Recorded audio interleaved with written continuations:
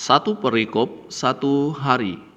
Filipi pasal 3 ayat 17 sampai pasal 4 ayat 1.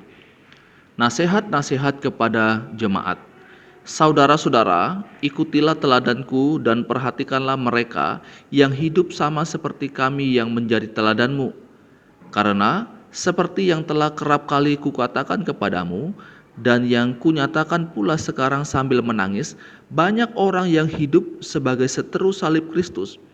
Kesudahan mereka ialah kebinasaan, Tuhan mereka ialah perut mereka, kemuliaan mereka ialah aib mereka. Pikiran mereka semata-mata tertuju kepada perkara duniawi. Karena kewarganegaraan kita adalah di dalam sorga, dan dari situ juga kita menantikan Tuhan Yesus Kristus sebagai juru selamat, yang akan mengubah tubuh kita yang hina ini sehingga serupa dengan tubuhnya yang mulia, menurut kuasanya yang dapat menaklukkan segala sesuatu kepada dirinya. Karena itu, saudara-saudara yang kukasihi dan yang kurindukan, sukacitaku dan mahkotaku, berdirilah juga dengan teguh dalam Tuhan, hai saudara-saudaraku yang kekasih. Saudaraku yang dikasihi oleh Tuhan Yesus Kristus, dari pembacaan kita pada saat ini, ada beberapa nasihat yang Paulus sampaikan kepada jemaat yang ada di Filipi. Dan tentunya nasihat ini juga berlaku bagi saya dan saudara sebagai umat Tuhan pada masa sekarang ini. Apa saja nasihat yang Paulus sampaikan kepada jemaat ini?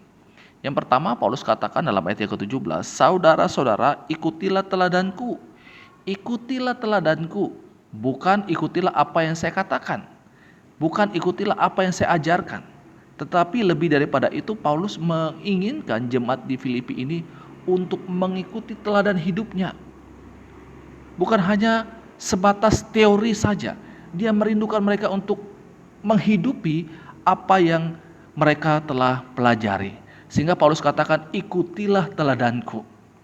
Nah, Bapak Ibu Saudara, tidak banyak orang yang berani seperti Paulus meminta untuk mengikuti teladan hidupnya.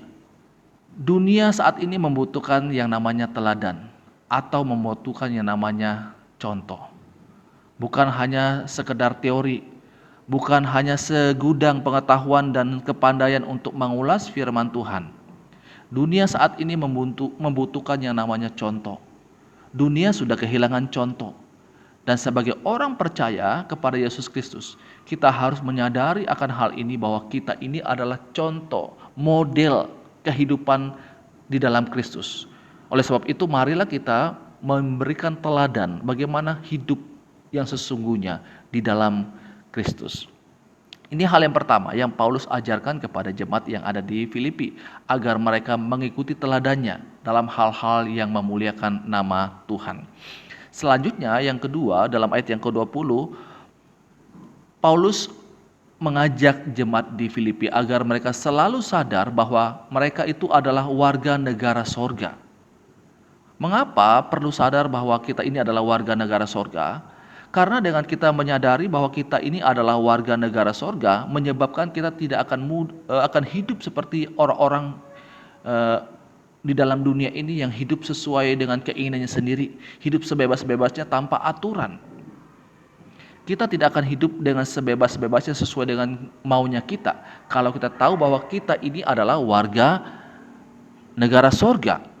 Nah, Bapak Ibu Saudara yang dikasihi oleh Tuhan Yesus Kristus, penting sekali untuk kita paham akan hal ini, agar kita tidak terlarut-larut dalam mencintai dunia ini.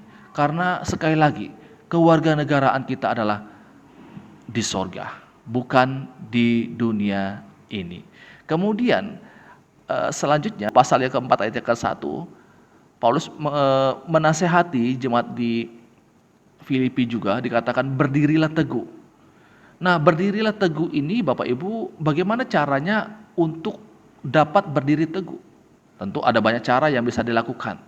Tapi ada dua cara atau ada hal yang mendasar untuk kita dapat berdiri teguh. Yang pertama, terus belajar firman Tuhan. Karena firman Tuhan itu adalah pondasi bagi kehidupan kita. Kemudian yang kedua adalah dengan berdoa. Seperti dikatakan dalam Matius pasal 26 ayat yang ke-41. Berdoa untuk kita dapat berdiri teguh dalam iman kita kepada Yesus Kristus. Nah, Bapak Ibu Saudara, ini beberapa nasihat yang Paulus sampaikan kepada jemaat di Filipi dan kepada saya dan saudara pada saat ini. Biarlah kita boleh mengikuti teladan, hidup sesuai dengan apa yang disampaikan oleh firman Tuhan. Kemudian kita menyadari bahwa status hidup kita ini, status keluarga negaraan kita adalah kita ini warga negara sorga. Dan yang ketiga, marilah kita tetap berdiri teguh dalam iman kita kepada Yesus Kristus. Dengan kita belajar firman Tuhan, terus berdoa membangun komunikasi dengan Tuhan. Demikian pembacaan firman Tuhan dan renungan untuk kita saat ini. Tuhan Yesus memberkati kita selalu. Amin.